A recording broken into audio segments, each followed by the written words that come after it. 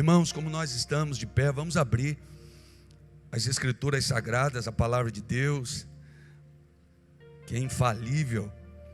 Vamos abrir em Provérbios, capítulo 28. Eu quero ler um único texto, é um único versículo, na verdade, e eu quero abordar aqui uma palavra de quebrantamento, uma palavra de rendição, de arrependimento.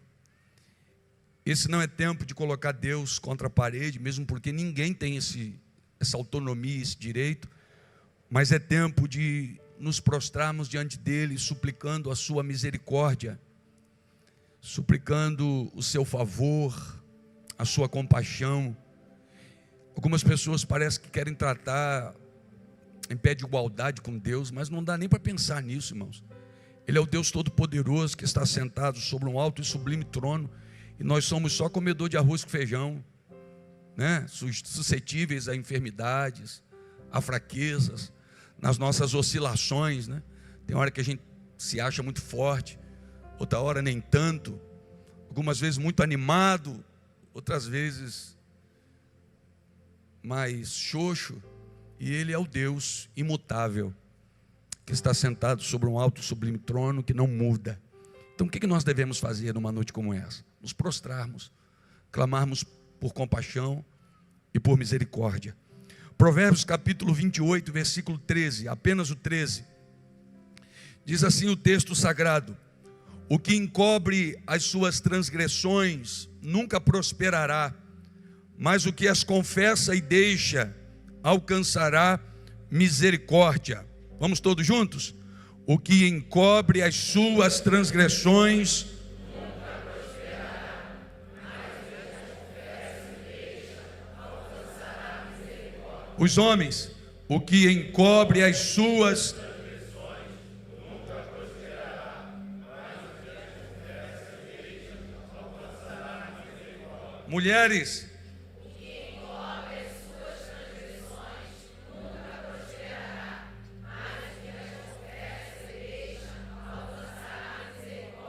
amém, pode sentar-se. Esse é um provérbios, é um dos provérbios escritos por Salomão. Salomão foi o homem mais sábio da Bíblia, filho de Davi, homem de muitas proezas. Pastor, quando é que ele se torna o homem mais sábio da Bíblia? Quando com sabedoria já, não o mais, ele faz o pedido mais importante ao Senhor. Um dia o Senhor aparece a Salomão e diz: me pede o que você quiser. Imagina se Deus dá essa prerrogativa, essa condição à turma de hoje. Se Deus aparece para alguém e diz assim: olha, me pede o que você quiser. O cara vai dizer: Senhor, aquele emprego na multinacional. Outros vão dizer: o iPhone que acabou de lançar. Salomão diz: Senhor, me dá sabedoria, porque eu preciso ter sabedoria para entrar e sair no meio de um povo tão grande. E Salomão escreve mais de 3.000 provérbios, o homem mais sábio da Bíblia. O livro de Provérbios, ele tem 31 capítulos, e fica aqui uma sugestão: você lê um capítulo por dia, nos 31 dias da maioria dos meses. Lê o primeiro, lê o segundo no segundo dia, o terceiro. Pastor, e quando terminar o mês? Você começa tudo de novo. Porque a palavra de Deus, ela é viva, ela se movimenta, ela se revela, ela é inesgotável. E entre as muitas sabedorias, esse versículo 13 traz uma chave muito poderosa, quando ele diz: o que encobre, o que esconde, o que camufla as suas transgressões, os seus erros, os seus pecados, esse nunca, irmãos, nunca não é um período de 10 anos, nunca prosperará. Contrapartida, os que as confessa e deixa, é um processo, confessar e deixar. Isso me remete à mudança de vida. Os que confessa e deixa, alcança misericórdia. Pastor, o que é misericórdia? Misericórdia é o oposto de graça.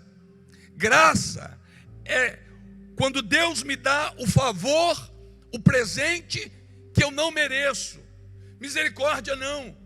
Misericórdia é quando eu mereço o mal e Deus, por misericórdia, não me dá o mal, porque Ele é um Deus rico, cheio de compaixão. Eu disse que isso é uma chave, porque aqui está o motivo pelo qual muitas pessoas não prosperam, não conseguem avançar emocionalmente, espiritualmente, porque ele não vai conseguir prosperar. Prosperar na Bíblia tem o sentido de não sentir falta. É quando você avança, é quando você cresce. Quando é que não prospera? Quando existem pecados escondidos, pecados camuflados, sem falar que isso é a maior das ignorâncias. Quem é que pode esconder alguma coisa de Deus? Quem é que pode camuflar algo de um Deus que me conhece melhor que eu mesmo? Se ninguém nunca te falou isso, eu vou te falar essa noite. Deus conhece você melhor do que você se conhece. Um dia você estava em um estado embrionário, estava em formação no interior da tua mãe, ninguém te conhecia, a ultrassonografia não revelava, e Ele já te conhecia. Esse Deus é tão poderoso, é tão tremendo, que a Bíblia diz que Ele sonda o nosso coração, Ele esquadrinha a nossa vida. Antes da palavra chegar à nossa boca, Ele já sabe, Ele já conhece. A Bíblia diz que se nós pegarmos os nossos pertences e formarmos a nossa moradia nos céus dos céus, Ele está na mais profundeza dos mares, ali Ele também vai estar. A Bíblia fala de um homem chamado Jonas, que um dia tenta se esconder de Deus. Ele se esconde de homens, ele se esconde de líderes, mas ele não se esconde de Deus, porque de Deus ninguém se esconde. Mas alguns insistem em ter pecados camuflados. Parece que não conseguem entender a referência de um Deus que é amoroso, de um Deus que Ele não precisa apontar o meu pecado, mas que eu posso ter a liberdade de chegar diante dEle e confessar aquilo que Ele já sabe. Alguns perguntam, por que confessar o que Ele já sabe? Porque isso é terapêutico, isso é libertador. Libertador para aquele que confessa, e é o primeiro passo para abandonarmos aquilo que nos impede de avançar, aquilo que nos impede de crescer. Por isso o texto disse: quem encobre, quem esconde, nunca vai prosperar, mas quem confessa, quem verbaliza e deixa, alcança misericórdia. Sabe qual é a ideia que eu tenho, irmãos? É que mesmo confessando, ok, estou perdoado, mas terei que passar pelo processo. Não, Deus usa de misericórdia para aqueles que confessam. A Bíblia diz que o inferno não foi preparado para os filhos de Deus. O inferno foi preparado para Satanás e seus demônios. A Bíblia diz que um dia haverá um momento em que Ele dirá aos que estiverem à direita: vinde benditos do meu Pai, possuí por herança o que vos está preparado desde a fundação do mundo. Um outro grupo de pessoas ele vai dizer: apartai-vos de mim, maldito, não vos conheço, para um lugar que não foi preparado para o homem, porque Deus é rico em misericórdia. Quantos de nós aqui um dia, lá na escola, não ficamos aborrecidos com um professor, com uma professora, e no final, eu não sei os irmãos, mas eu gostava tanto de estudar que eu fiz uma série 2 vezes. E você pega lá o resultado reprovado. Aí você vai ver e você diz para os amigos: olha, a professora me reprovou por causa de meio ponto. Quem já não falou isso, né? A professora me reprovou por causa de 1 ponto. Só que professor não reprova nem aprova aluno. O professor só corrige a prova. É o aluno quem faz a prova. Deus não aprova nem reprova. Deus ensina a matéria numa noite como esta aqui, e a gente escolhe se vai aprender ou não. Deus só corrige a prova, irmãos. Por isso Ele disse: os céus e a terra tomam hoje por testemunha que eu coloco diante de vocês 2 caminhos, o da vida e o da morte, o da bênção e o da maldição. Escolhe, pois, a vida, para que viva tu e a tua descendência, a tua casa. Deus dá uma prova de múltipla escolha, e Ele dá a dica dizendo: olha, são 2 escolhas só. vida e morte, bênção e maldição. E eu já digo para vocês, escolham a vida, para que vocês vivam, e vivam os teus filhos, e vivam os teus netos, e viva a tua descendência. Oh, glória a Deus. Mas aí Salomão vem e diz: quem encobre suas transgressões, quem se esconde. Irmãos, eu me converti num tempo onde a imagem de Deus era a imagem de alguém que acordava todos os dias, se é que dormia, muito bravo, irado, esperando alguém para ele castigar. Um Deus fulminante, um Deus inatingível. Não era um pai. Mas quando as escamas caem dos nossos olhos, a gente vê Jesus apresentando Deus. E ele diz: quando vocês orarem, podem chamá-lo de Pai. Diga para ele: Pai nosso que estais nos céus. Jesus veio para reatar a aliança que havia sido quebrada. Jesus veio para nos aproximar do Pai, para a gente perder a visão dura lá da antiga aliança, onde as pessoas eram fulminadas, mas que agora recebem misericórdia para aqueles que se aproximam do Pai, abrem o coração, confessa e deixa. Ah, se Adão tivesse entendido isso. A Bíblia diz que todos os dias o Senhor tinha comunhão, porque esse é o prazer de Deus. No cair da tarde, Deus vinha no Éden, no jardim, e falava com Adão, ministrava. Mas um dia, Adão olha para aquilo que não deveria, deseja o que não deveria, e toca naquilo que não deveria. E aí, a Bíblia diz que quando chega o horário marcado, Deus estava lá. Deus não deixa ninguém na mão. Talvez ele tenha te procurado no lugar da oração e não te encontrou, mas ele estava lá. Quem sabe você que está afastado do Evangelho, muitas vezes ele esteve aqui, mas ele não te encontrou. Quantas vezes ele esteve lá e você não estava, mas glória a Deus, porque você está aqui esta noite. O Kleber já falou, ele também está aqui. Mas o Senhor vai ao jardim, ao lugar marcado, no horário marcado, e Adão não está lá.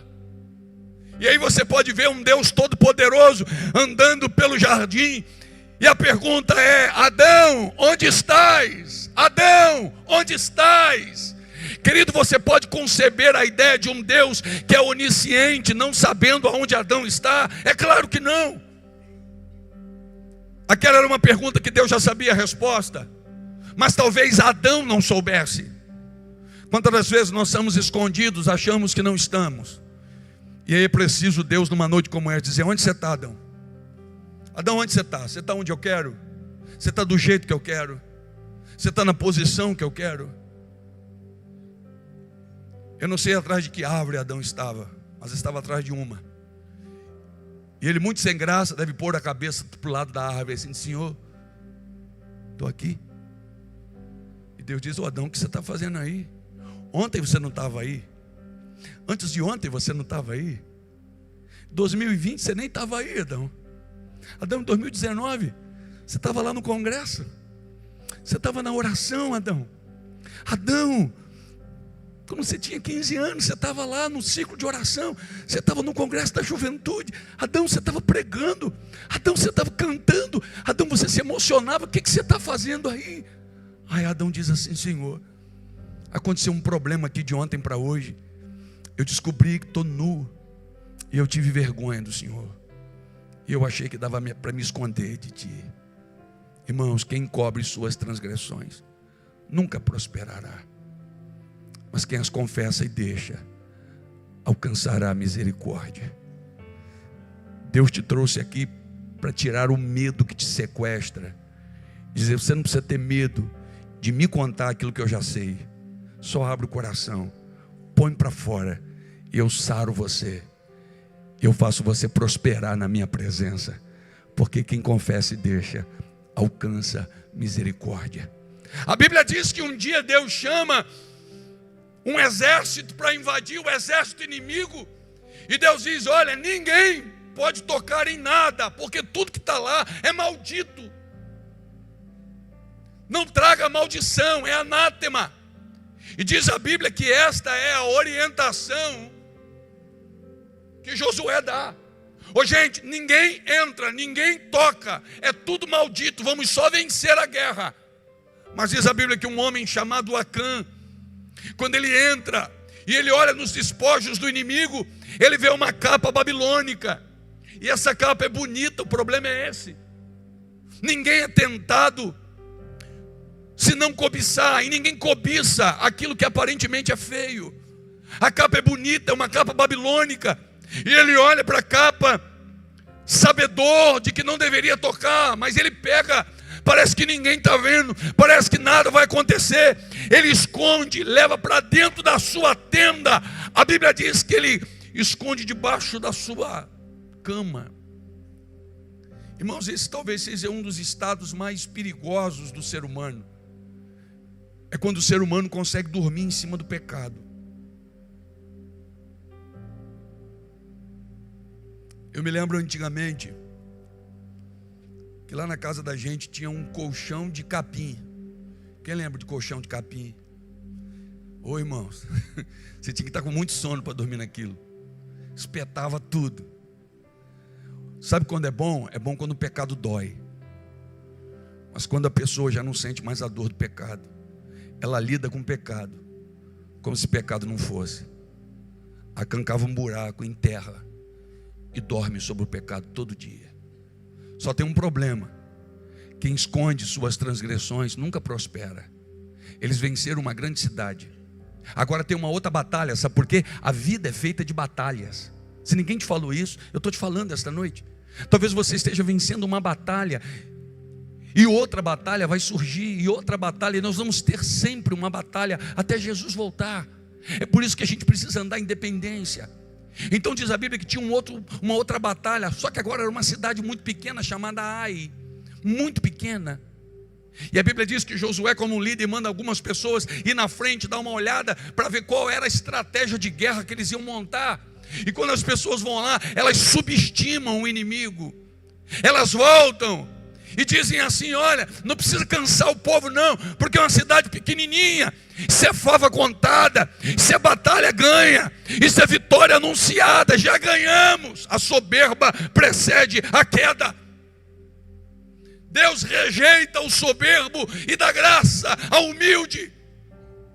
E diz a Bíblia que eles passam uma vergonha absurda, porque aquela cidade pequenininha põe todo mundo para correr. Não é o tamanho que tem do outro lado, irmãos. É como está o nosso coração diante de um Deus que conhece a nossa vida. Eles passam uma vergonha muito grande. Josué, como líder, vai falar com Deus: Senhor, não é possível. O Senhor fez a gente vencer Jericó, uma cidade fortificada, com muros terríveis, humanamente intransponível, e agora a gente passa uma vergonha desse tamanho, com um povinho, uma cidadezinha que até o nome é pequeno, Ai. E Deus disse: Josué, tem um problema aí. Ele disse: qual, Senhor? Josué, tem pecado escondido no meio do povo, tem maldição no meio do arraial. Josué deve dizer para o Senhor: Senhor, me diz quem é. Ele disse: não, você vai ter que descobrir. E diz a Bíblia que Josué peneirou tribo por tribo, família por família, homem por homem, e parou em quem? Acã. Josué disse assim: o que houve, Acã? Ele disse: Josué, deixa eu te falar. Sabe aquela batalha? No meio da batalha eu olhei para uma capa babilônica, olhei para onde não deveria, gostei do que vi, peguei e escondi. Está lá dentro da minha tenda. Aí Deus falou o coração de Josué: está vendo aí, Josué? É por isso que não está prosperando, porque quem esconde suas transgressões nunca prosperará. A Bíblia diz que ele foi morto, sua casa foi queimada, porque quem esconde suas transgressões nunca prosperará. Talvez você consiga mentir para a tua esposa suas transgressões, sua vida dupla. Deus não te trouxe aqui para te envergonhar, Ele trouxe aqui para sarar você. Talvez você esconda dos seus pais seu envolvimento com coisas que não deveria, mas você não pode esconder do Senhor. Você quer prosperar? Essa é a noite de confessar e deixar na frente do altar, Porque quem confessa e deixa, alcança misericórdia. Arrependei-vos, porque é chegado o reino dos céus. É tempo de arrependimento, irmãos. É tempo de quebrantamento. Por um outro lado, tem um homem chamado Davi. Davi. Falamos hoje pela manhã sobre Davi. Davi pecou. Davi foi um assassino intelectual, um mentor intelectual de um assassinato, adultério. E quando um profeta confrontou ele, é só você abrir o Salmo 51, e você vai ver Davi rasgando o coração e dizendo tudo que Deus já sabia, mas que ele precisava falar. Ele diz: em pecado me concebeu minha mãe. Vamos abrir Salmo 51, não precisa abrir, eu vou abrir. Olha o que Davi diz. Davi é o oposto de Acã.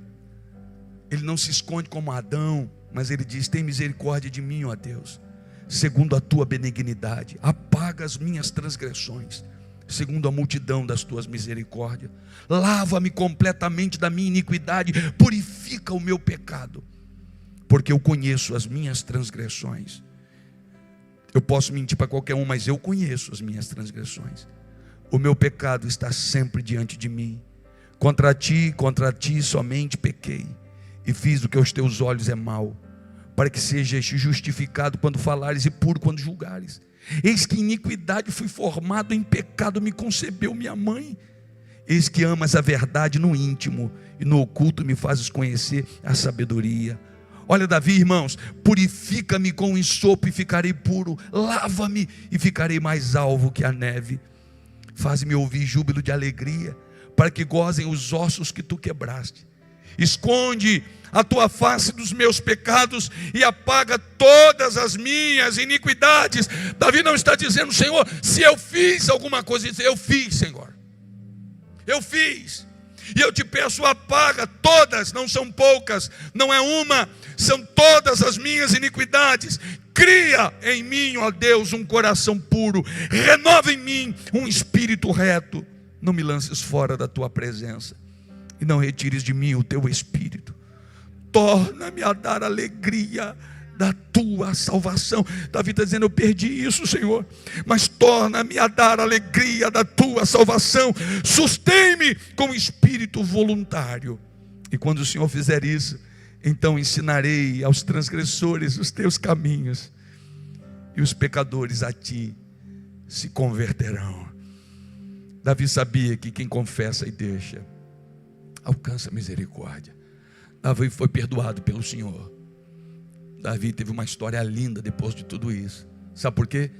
Não é o tanto que a gente erra, é o tanto que a gente se quebranta, é o tanto que a gente confessa.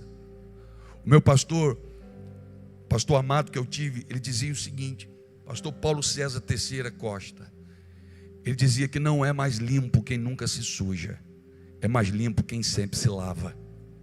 Não dá para viver nesse mundo com a sensação de que a gente nunca se suja. Ele fazia inclusive uma analogia entre um mecânico, com todo respeito aos mecânicos, e a um médico.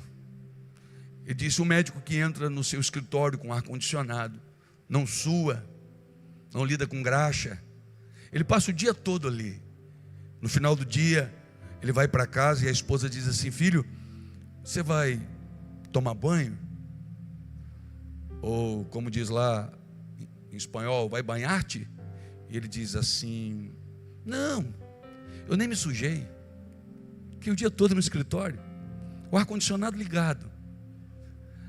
Aí o mecânico, depois do dia todo, entrando debaixo de carro, sujando de graxa, de gás carbônico, de aquilo tudo, ele vai para o banheiro. Ele tem lá uma escovinha preparada para escovar as unhas, ele tem uma bucha, ele tem um escovão, ele passa 2 vezes shampoo na cabeça, condicionador, o que for, e ele sai do banheiro. A pergunta é: no final do dia, quem vai estar mais limpo? O médico ou o mecânico? Não é mais limpo quem nunca se suja, mesmo porque a Bíblia diz que quem disser que não erra é mentiroso, é mais limpo quem sempre se lava. Por isso a Bíblia diz que bem-aventurado é o varão que lava as suas vestiduras no sangue do Cordeiro, para que ele entre na cidade pelas portas e tenha direito da árvore da vida. Há um Deus aqui que estabeleceu um chuveiro da graça. Oh glória! E todo aquele que entender que precisa, pode entrar debaixo dele e ser purificado pelo poder do sangue de Jesus Cristo. Em Lamentações, capítulo 3, versículo 22, diz que as misericórdias do Senhor são a causa de não sermos consumidos. Irmão, é misericórdia. Você está vivo hoje, sabe por quê? Misericórdia. Você era para ter sido consumido ontem. E quer saber da novidade? Não ia ter ninguém para pregar aqui para você, porque eu também deveria ter sido consumido ontem. Mas as misericórdias do Senhor são a causa de não sermos consumidos. Aí a Bíblia continua dizendo, porque as suas misericórdias não têm fim, elas se renovam a cada manhã. Sabe o que isso quer dizer? Que você que entrou aqui diz, pastor, eu já fiz tantas vezes, eu já fiz tantos propósitos, eu já fui tantas vezes à frente, mas as misericórdias se renovam a cada manhã. Se você está vivo hoje aqui, tem misericórdia de Deus para a tua vida, mas não esconda, confesse e deixe, você vai alcançar misericórdia. Elas se renovam. Irmão, me perdoe a expressão, mas aqui no altar não tem um pastor idiota que engana-se a si mesmo. Eu sou fruto dessa misericórdia todo dia. Eu também preciso da misericórdia de Deus. Eu também necessito que o Senhor venha com a sua misericórdia. Sabe por quê? A Bíblia diz em 1 João capítulo 1 versículo 8, se dissermos que não temos pecado, pastor, eu passei o dia todo, eu sou o médico da história, pastor. Eu honro todo mundo, honro meus pais, sou um homem caridoso, eu ajudo pessoas, você não tem ideia. O perigo é que você acha que não se suja. Você talvez seja um médico da história, mas quer saber? Dentro dessa analogia, muitos mecânicos vão ter um encontro com o Senhor e vão prosperar. E muitos médicos que acham que não se sujam vão viver enganados até a vinda de Jesus. Se dissermos que não temos pecado, enganamo-nos a nós mesmos e não há verdade em nós. Se confessarmos os nossos pecados, Ele é fiel e justo para nos perdoar os pecados e nos purificar de toda, diga toda, de toda injustiça. Se dissermos que não pecamos, fazemo-lo mentiroso e a sua palavra não está em nós. Então eu também sou fruto dessa misericórdia, querido. Sabe, vamos ficar de pé, por favor? Você sabe que Deus te encontrou aqui essa noite, né? Sabe que Deus está falando ao teu coração, mas não é apenas ao teu, ao nosso. Quando Deus estava ministrando no meu coração acerca desse texto, sabe de que eu me lembrei? Eu já contei aqui uma vez. Eu vou renovar o pedido que eu sempre faço nessa hora. Ninguém ande agora, por favor. Deixa eu te falar. Há uma história que conta que um homem cometeu um crime e foi condenado à pena de morte. Ele vai morrer, preso, aguardando o dia da sua morte.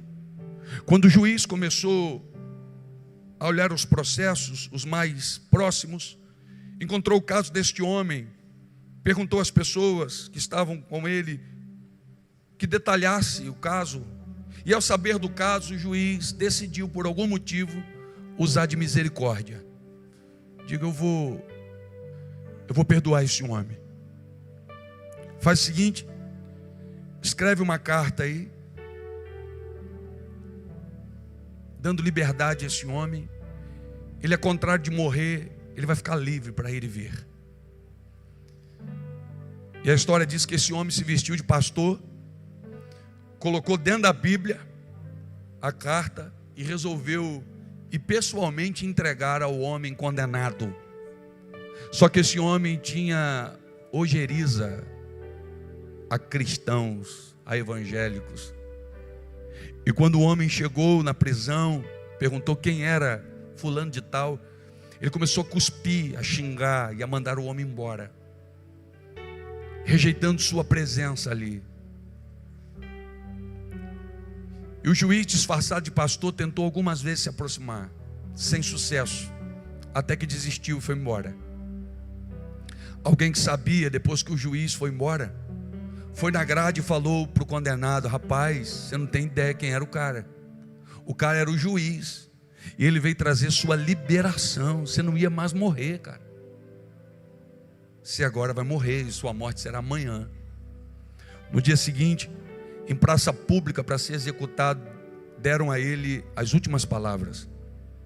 Ele disse para que toda a multidão ouvisse. Ele disse: olha, que eu vou morrer, mas que fique muito claro para todo mundo aqui, que eu não vou morrer pelo mal que fiz. Eu vou morrer pela misericórdia que eu não aceitei, pela graça que eu rejeitei, pelo perdão que eu recusei. É triste saber que muitas pessoas talvez serão condenadas, não porque não ouviram, mas porque rejeitaram. Por amor a você, nossa igreja tem um compromisso de pregar a verdade, em amor, mas com verdade. E a verdade é: quem encobre suas transgressões nunca prosperará, mas quem as confessa e deixa alcançará misericórdia. É claro que nós não podemos terminar esse culto sem abrir para você uma oportunidade para sair do teu lugar. Você que está afastado do Evangelho, você que já tentou algumas vezes, que você continua vindo à igreja, mas sabe que não está onde deveria. Você está tentando se esconder atrás de uma árvore. Sabe-se Deus o nome dessa árvore. Talvez você esteja dormindo sobre um colchão de capim, e pior, você já se acostumou com ele. Mas hoje o Senhor quer mudar essa história. Pastor, ele conhece? Claro que conhece tudo, mas ele não vai violar o seu direito de continuar tentando esconder, ou a sabedoria de confessar e deixar aqui essa noite. Lembra da mulher adúltera? O Senhor disse: vai, mulher, e não peques mais. Se você quer, sai do seu lugar, vem aqui à frente. Pastor, esse tipo de convite é tão constrangedor. Não é não, querido. Todos nós, quem disser que não peca, é mentiroso, e a palavra de Deus não está nele. Isso é tão constrangedor. Não, irmãos. Maior exposição foi a de Jesus lá no Calvário, morrendo por mim e por você. Pastor, eu quero, como é que eu faço? Sai agora do teu lugar, tenha coragem, vem aqui à frente, entrega a sua vida para Jesus. Arrependei-vos, porque é chegado o reino dos céus. Ele sabe teu nome, ele sabe teu endereço, ele sabe como está a tua vida. Faz hoje uma decisão para nunca mais voltar atrás. Pastor, a partir de hoje vou levar Deus a sério. Eu vou andar com Jesus, eu vou entregar a minha vida a Ele, Ele vai conduzir, eu vou largar tudo que não presta, eu vou viver com Ele, para a glória dEle. Você que está afastado do Evangelho, está faltando você aqui. Você não ouviu Deus falar com você? Pastor, o que vão pensar de mim? Você vai pensar que você é igual a todos nós. A Bíblia diz: todos pecaram e destituídos estão da glória de Deus. Mas Jesus veio resolver o problema que Adão arrumou. Oh glória! Se você confessar, Ele é fiel e justo para perdoar, e o sangue de Jesus te purificar de toda injustiça. Nós vamos cantar uma canção, e a menos que você não queira, mas se você quer Jesus essa noite, se você quer o perdão dos seus pecados,